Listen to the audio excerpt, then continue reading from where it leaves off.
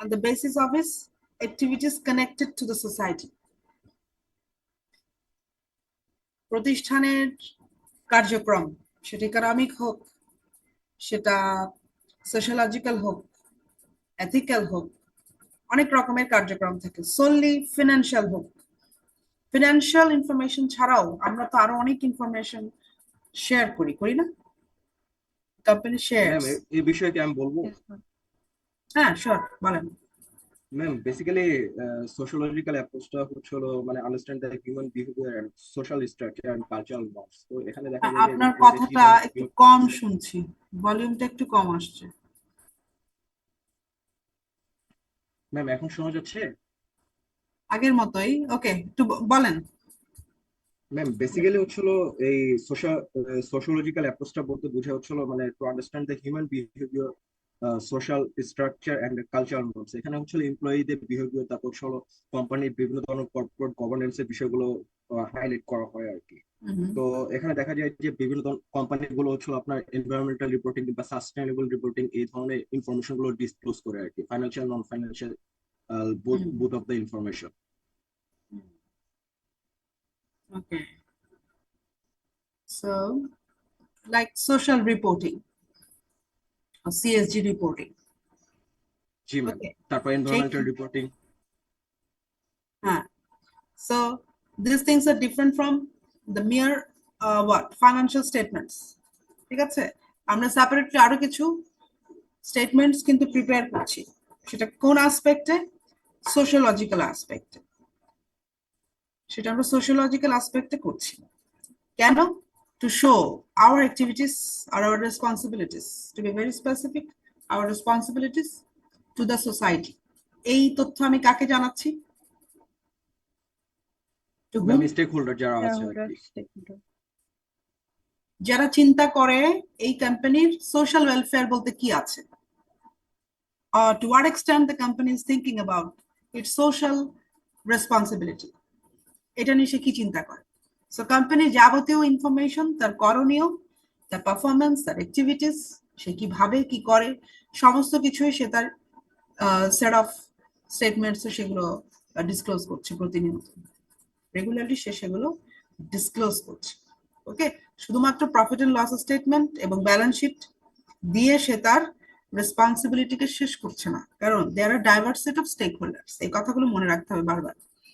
Diverse set of stakeholders, তাদেরকে কি করছি আমরা? কনসিডার করছি। এই যে বিষয়গুলো, এগুলো কিন্তু শুরুতে এরকম ছিল না। এত সেট অফ স্টেক হোল্ডার্স যে আমাদের আছে, তাদের সাথে we need to keep the relationship for long for our sustainability of the business. এটা যে করতে হবে, তার কারণে সে দায়িত্ববোধ থেকে, accountability, performance, responsibility sense থেকে they need to prepare the particular segments following some methods, but no particular মানে structure. There is no structure actually or standards for preparing the social issues or reporting on corporate social performance. That's a particularly standard develop করা হয় নাই, বা হলেও সেটা এখনো sustainability standards বলে আলাদা একটা সেট হয়েছে এখন আইএফআরএস এর, সেটা প্রমালগেশন প্রাইমারি লেভেলে আছে এখনো। সো এগুলো যখন ম্যান্ডেটরি করে ফেলা হবে, তখন দেখা যাবে যে আপনি প্রায় প্রতিটা কোম্পানির তাদের রিপোর্টের মধ্যে সেই সেগমেন্ট আলাদা করে পাবেন এবং অনেকটা স্ট্রাকচার্ড হতে পাবেন। ওকে, এই যে অ্যাপ্রোচ গুলো, থিওরিটিক্যাল ইস্যু গুলো পড়ার হ্যাঁ, এটার কারণ হচ্ছে কি, যাতে একটা ইউনিফর্মিটি ডেভেলপ করে ইন রিপোর্টিং প্র্যাকটিসেস, একটা ইউনিভার্সাল, একটা ইউনিক বা হারমোনাইজড লুক যেন পাওয়া যায় কোম্পানির ইনফরমেশন গুলো পড়ে বা গো থ্রু করে। ম্যাম একটা কোশ্চেন ছিল। সরি, কেউ কিছু বলছেন? ম্যাম আমি আজ মুন্নাহার। হ্যাঁ বলেন, আপনার কথা অলমোস্ট শুনতে পাচ্ছি না। ম্যাম একটা কোশ্চেন ছিল। শিওর। ম্যাম আমাদের এখানে যে অ্যানুয়াল রিপোর্টে কোম্পানি সোসাইটির জন্য কি করছে বিভিন্ন ইনফরমেশন দিয়ে থাকে, সেটা কি সোশিওলজিক্যাল অ্যাপ্রোচের মানে এটার দিক থেকে দিয়ে থাকে? সোশিয়াল সোসাইটির জন্য চিন্তা থেকে। হ্যাঁ। আমরা যে অ্যানুয়াল রিপোর্টে অনেক কিছু ডিসক্লোজ করি কোম্পানির জন্য কি হ্যাঁ, কোম্পানি এগুলো এমনি এমনি আসে নাই। ওকে, দেয়ার ইজ সাম ব্যাকগ্রাউন্ড, এই ব্যাকগ্রাউন্ড নিয়ে কথা বলছি আমরা। জি জি আপনাদের পুরো কোর্সটাই হচ্ছে ব্যাকগ্রাউন্ড নিয়ে, background of reporting. G ma'am, বুঝছি এবার। ঠিক আছে, ব্যাকগ্রাউন্ড অফ রিপোর্টিং। আপনি কি কি ডিসক্লোজ করছেন, কেন করছেন, তার আন্ডারলাইং রিজনস, রিজনস গুলো আমরা বোঝার চেষ্টা করছি। এই রিজনস গুলোই হচ্ছে থিওরি। সেখানে অনেক কিছু আছে, অনেক কনসেপ্ট আছে, অনেক প্রিন্সিপাল আছে। ঠিক আছে, এগুলো সব কিছু মিলে হচ্ছে একটা বডি অফ ডিসিপ্লিন, সেটা হচ্ছে অ্যাকাউন্টিং থিওরি। ওকে, এখন এখানে বিভিন্ন রকম চিন্তার সন্নিবেশ ঘটেছে। ওকে, এক একজন এক এক ভাবে সেটাকে বিভিন্ন সময় হাইলাইট করেছে, যে শুধুমাত্র কেন আমরা আমাদের ফাইন্যান্সিয়াল পারফরমেন্স নিয়ে কি থাকবো, ফাইন্যান্সিয়াল পারফরমেন্স নিয়ে কনসেন্ট্রেট করব, বা সেটাকেই শুধুমাত্র কেন ডিসক্লোজ করবো। দের আর angle some other angle from which we can understand a company. এটা একটা মানে কোম্পানিকে বলে কর্পোরেট সিটিজেন। ওকে, কোম্পানিকে কর্পোরেট সিটিজেন বলে, এটা একটা সেপারেট এন্টিটি। ঠিক আছে, একটা সেপারেট এন্টিটি। অন্যান্য নাগরিকের মতো প্রতিষ্ঠান, প্রতিটা কোম্পানির যেটা প্রফিট মেকিং করছে ফর এক্সাম্পল, হ্যাঁ, তাদের দায় দায়িত্বের কথা, তাদের করণীয় যা যা, হ্যাঁ, duties and responsibilities, okay, accountability, fairness, এই বিষয়গুলোকে এনশিওর করার জন্য আমরা বলছি যে জাস্টিফাইড হতে হবে। বলছি এগুলোকে এনশিওর করার জন্য রিপোর্টিংটা কেমন হবে সেগুলো নিয়ে আমরা কথা বলছি। রিপোর্টিংটা কেমন হবে, কোন কোন পার্সপেক্টিভ আসবে, কাদেরকে আমি অ্যাড্রেস করব, তাতে করে তারা বুঝতে পারে যে এই এই প্রতিষ্ঠান যে কাজগুলো করছে, হ্যাঁ, সে সোসাইটিকে বিবেচনায় নিয়েছে। Company considers society, company considers everything or all the practices following an ethical approach. Ethical consideration আছে তার। এথিক্সে কি বললাম, ফেয়ার, জাস্টিস, ট্রুথফুলনেস, এগুলো থাকতে হবে। সোশিওলজিক্যাল চিন্তাটা কি, সোশিওলজিক্যাল ফিলোসফিটা, চিন্তাটা কেমন, যে সোসাইটিকে আমি চিন্তা করব, to what extent the company is performing for the social welfare, social welfare, and that should be impacted, and that should be present in the reporting. The social thinker, the social think tank, the people, the society itself, the organizations or institutions in the society should connect themselves with the activities of the organization. And এটা দিয়ে কি করবে, এটা দিয়ে জাজ করবে। The last pointটা দেখেন, the society would judge the company on the basis of its welfare activities. Company কি কি ওয়েলফেয়ার অ্যাক্টিভিটিস করে সোসাইটির জন্য? Can you name some? Can you name some social activities? Ma'am corporate social দেখা যায় যে responsibility. CSR scholarship provide করে স্টুডেন্টদেরকে, তারপর হচ্ছে হলো বিভিন্ন ধরনের বৃক্ষরোপণের কার্যক্রম থেকে শুরু করে মোটামুটি অনেক ধরনের কাজ করে আর কি। আপনাদের কথা ক্লিয়ারলি শুনতে পাচ্ছি না। ইফাত বলবেন, ইফাতের ভয়েসটা বেশ ক্লিয়ার আছে। জি ম্যাম, কর্পোরেটের ক্ষেত্রে দেখা যায় তারা সিএসআর হিসেবে যেগুলো পালন করে, সেটা হতে পারে যেটা একটু আগে জাহিদ বলছিল, যে বৃক্ষরোপণ কার্যক্রম নেয়, অনেক সময় কিছু স্কলারশিপ দিয়ে থাকে স্টুডেন্টসদের জন্য, বিভিন্ন ওয়েলফেয়ারের জন্য ফান্ডিং করে, ফ্লাড এফেক্ট সিচুয়েশনের সময় হয়তো কোনো কোনো সময় ফান্ডিং করে থাকে। আমি এটা বলতে পারি, যেমন আমরা দেখেছি, আমি যখন বিএসআরএম ম্যাম ইন্টার্নশিপে ছিলাম তখন ওদের একটা স্ল্যাগ থাকে, ওদের একদম লাস্ট স্টেজে যেটা বাই প্রোডাক্ট থাকে, তারা ওটাকে ডিভাইডার হিসেবে ইউজ করে রাস্তার, এবং ওটাকে ওরা সিএসআর হিসেবে দেখায় যাতে করে ওরা এসডিজি গোল মানে রিনিউ করে এটাকে ইউজ করতে পারে, সেভাবে কাজ করার মতো করে। তো এইগুলো বিভিন্ন কাজ কর্পোরেট করে থাকে। যদিও আমি যদি পার্সোনালি বলতে চাই, এটা অনেকটা এরকম যে তারা যদি নর্মালি বেটার ট্যাক্স হতো, অথবা কিছু ক্ষেত্রে আরো বেটার ইনিশিয়েটিভ নিত, তাহলে হয়তো বা তাদের এই আহ, এই কাজটা করতে হতো না। এটা মোর ওভার লাইক নিজেদের রিজনিং এর, নিজেদের কিছু অ্যাক্টিভিটিস এর জন্যই তারা বেটার এই স্টেপটা নেয়, যাতে তাদের সোসাইটির কাছে যাতে তারা কারণ অনেক সময় দেখা যায় বিজনেস বলতে প্রসেস গুলো এভাবে কন্টিনিউ করে, যেটা আলটিমেটলি আসলে সোসাইটির জন্য কিছু ক্ষেত্রে, এনভায়রনমেন্টের ক্ষেত্রে বা সোসাইটির ক্ষেত্রে কিছু ক্ষেত্রে ইম্প্যাক্টেড থাকে। তো সেই ক্ষেত্রে হয়তো বা কোম্পানি গুলা এগিয়ে আসতে চায় ওটাকে একটু কিছুটা ব্যাকআপ দেওয়ার জন্য বা রিডিউস করার জন্য ওটার ইম্প্যাক্ট এন্ড সোশ্যাল ওয়েলফেয়ার ইম্প্যাক্টটা বাড়ানোর জন্য। ওকে, তারা যে ওয়েলফেয়ার করছে বলছেন বা যে ওয়েতে করছে, এগুলো কি তারা দেখায় স্টেটমেন্টে যে তারা কি কি কাজ করছে? ম্যাম ম্যাক্সিমাম ক্ষেত্রে ওরা চেষ্টা করে যতটুকু দেখানোর, মানে স্টেটমেন্টে এক্সট্রা করে নোটস আন্ডার অথবা স্টেটমেন্টে তো এক্স্যাক্টলি দেখায় না, বাট তারা যে ইন্টিগ্রেটেড রিপোর্টটা পাবলিশ করে প্রতি ইয়ারে, সেখানে হয়তো বা তাদের কত পার্সেন্ট কোন কোন খাতে স্টাবলিশ করা হচ্ছে এবং প্রত্যেক বছর তারা কি পরিমাণ নিউ স্টেপস নিচ্ছে সোশ্যাল ওয়েলফেয়ারের জন্য, সেগুলো তারা ইনক্লুড করার ট্রাই করে, জাস্ট দেখানোর জন্য তো যে ইট তারা ইজ এটাতে। ইম্পর্ট্যান্ট, হ্যাঁ। ইট ইজ ইম্পর্ট্যান্ট যে এই বিষয়গুলোকেই বলছে অ্যাকাউন্টিং বলছে you you you need to বলাটা হবে মানে উচিত হবে না, যে it should be present in your statements, যে এটা জানানোর জন্য অ্যাকাউন্টিং বলছে you need to disclose the practices you are doing. Okay, এটাকে ডিসক্লোজ করতে বলছে, এবং সেটা আরো ভালোভাবে হয় যদি you include the social cost or benefit in preparing in your financial statements. Okay, এটাকে যদি আমি ইনক্লুড করে দেখাতে পারি, আমার টোটাল কস্ট স্ট্রাকচারের মধ্যে সোশ্যাল কস্ট বলে কিছু আছে, পেয়েছেন কখনো? জি ম্যাম, পড়েছিলাম। Social cost, have you find any item like social cost, social benefit, social asset? Difficulty আছে, এগুলোর মেজারমেন্টের ক্ষেত্রে ডিফিকাল্টি আছে। ওকে, সো এগুলোকে আমি আলাদাভাবে দেখাতে পারি যে আমি এই কাজ করেছি এতটুকুই, কিন্তু সেই প্রেক্ষিতে বা ওই কার্যক্রমগুলো নেয়ার জন্য আমার যে এক্সপেন্ডিচারটা হয়েছে সেটাকে আমি কিন্তু আলাদাভাবে আমার স্টেটমেন্টের মধ্যে কিন্তু দেখাচ্ছি না। আমার ইনকাম স্টেটমেন্ট বা ব্যালেন্স শিটের মধ্যে আমি এই আইটেমগুলোকে ইনক্লুড করে আমার স্টেটমেন্টস প্রিপেয়ার করছি না। এটা যদি করতাম দেন এই প্র্যাকটিসটা আরো বেশি কি হতো, ইন্টিগ্রেটেড। ওকে, কিন্তু চিন্তাটা ইম্পর্টেন্ট।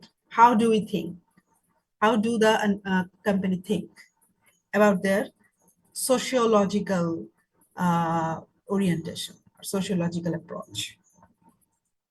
ইকোনমিক অ্যাপ্রোচ মনে হয় বলেছি আমরা, ইকোনমিক অ্যাপ্রোচ নাকি কথা বলেছি? না ম্যাম, লাস্ট ক্লাসে নিয়ে কথা বলবো। হ্যাঁ বলেছি।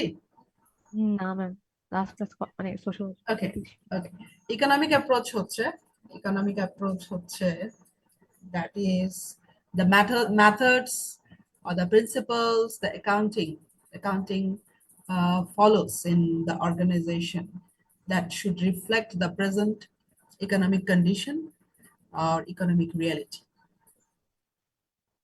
and it should aim for the nation's economic good. Okay, প্রতিষ্ঠানের নিজস্ব ফাইন্যান্সিয়াল স্ট্যাটাস আছে, সে প্রফিট আর্ন করছে, সে প্রফিট থেকে নির্দিষ্ট পরিমাণ যে রিটার্ন সেটা তার ইনভেস্টরদের কাছে, শেয়ার হোল্ডারদের কাছে সে ডিস্ট্রিবিউট করছে, সে যাদের কাছ থেকে লোন নিয়েছিল তাদেরকে ইন্টারেস্ট দিচ্ছে। ওকে, দিচ্ছে, সে যেটা প্রফিট মেক করছে তার কিছু অংশ সে ডিস্ট্রিবিউট করছে, বাকিটা সে কোম্পানির ফার্দার ইনভেস্টমেন্টের জন্য রিইনজেক্ট করছে অ্যাজ নিউ ইনভেস্টমেন্ট।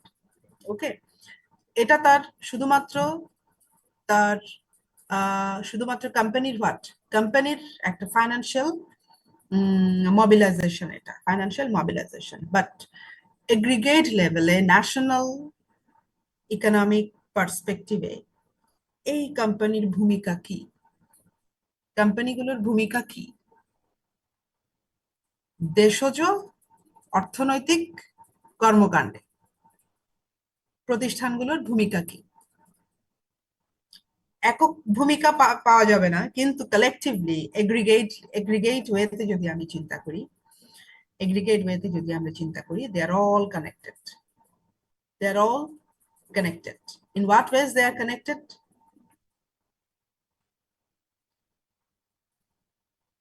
ন্যাশনাল ইকোনমির জন্য কোম্পানিগুলো কি করে, বিজনেস কি করে? বিজনেস গুলোর যে ইনকাম থাকে তাই তো আমার ন্যাশনাল ইনকামের মধ্যে ইনক্লুডেড হয়। আর কেউ বলে? ডেফিনেটলি ওটা তো সব। আর কেউ বলে? বাকিরা সবাই চুপ করে আছে। Sanjida, are you there? Sanjida Sultana? Yes, ma'am. হ্যাঁ, বলেন, আপনি এটা নিয়ে বলেন।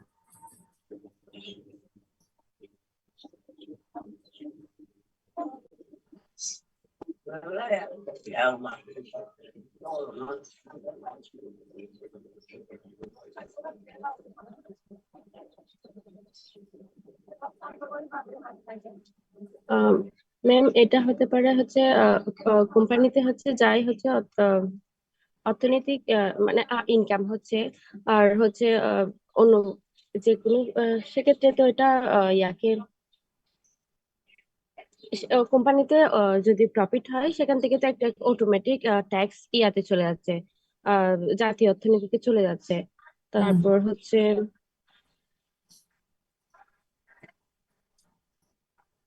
জাতীয় অর্থনীতিতে যাচ্ছে, হ্যাঁ। তারপর?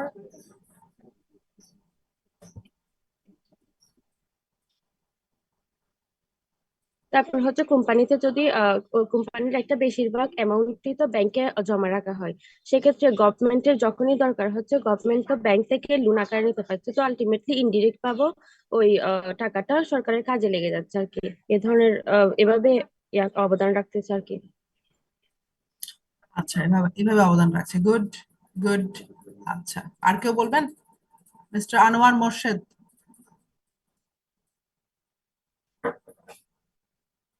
আনোয়ার মোর্শেদ?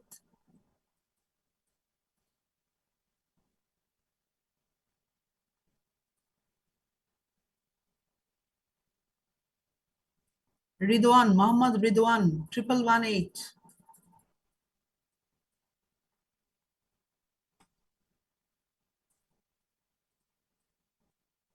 আপনারা এই 30 জন 31 জন যদি থাকেন ক্লাসে, তাহলে তো আমি ক্লাস নেব না আর। ঠিক আছে? 30 31 জনের জন্য তো আমার ম্যাম আমাদের সকালবেলা আমার ক্লাস নেওয়ার দরকার 70 নেই। ক্লাস তো ম্যাম সাধারণত থাকে, আজকে হঠাৎ কম কেন বুঝতেছি না। হ্যাঁ, এই ধরনের অ্যাটেন্ডেন্স যদি থাকে, আমি মনে করি না আমার ক্লাস নেওয়ার কোনো প্রয়োজন আছে।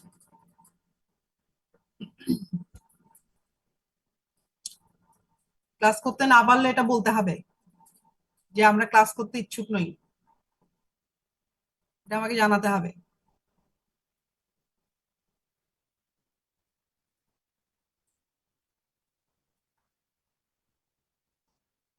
31 রাইট নাও, 32 অনলি। আপনার কতজন এমবিএ তে ভর্তি হয়েছেন? 100 জনের তো কম না। আপনার ক্লাস করছেন না কি কারণে? অনলাইন ক্লাস করতে না পারার কি কারণ থাকতে পারে? ম্যাম আমাদের এই 115 বা 120 মতো আছে এমবিএ তে ভর্তি। তাহলে এমনি সাধারণত অনেক ক্লাসে 90 জনও হয়, মানে সাধারণত 70 থেকে 70 প্লাসই থাকে, আজকে এত কম কেন বুঝতেছি না। কেন 70-70ই বা হবে কেন? 120 জনের মধ্যে 70 জন কেন? কি কারণ? কারণ না জানলে তো মুশকিল। যে কোনো কিছুর কারণ না জানলে সেটা সলভ করা মুশকিল। একটা হতে পারে থিওরিটিক্যাল ক্লাস, এটা করে কি হবে, এরকম হতে পারে। একটা হতে পারে এই কথাগুলো হয়তো অসহ্য লাগছে, এটাও হতে পারে। আসলে কারণটা কি? এই কোর্স গুলাকে আসলে খুব এনজয়েবল করার খুব বেশি স্কোপ নাই। এগুলোকে এনজয়েবল করার খুব, এগুলো নিতান্তই কাঠখোট্টা কোর্স। কিন্তু কোর্স তো কোর্সই, অ্যাটলিস্ট তো পার্টিসিপেট করতে হবে। এরপর যখন অফলাইনে ফিজিক্যালি ক্লাস শুরু হবে, তখন কি করবেন আপনারা?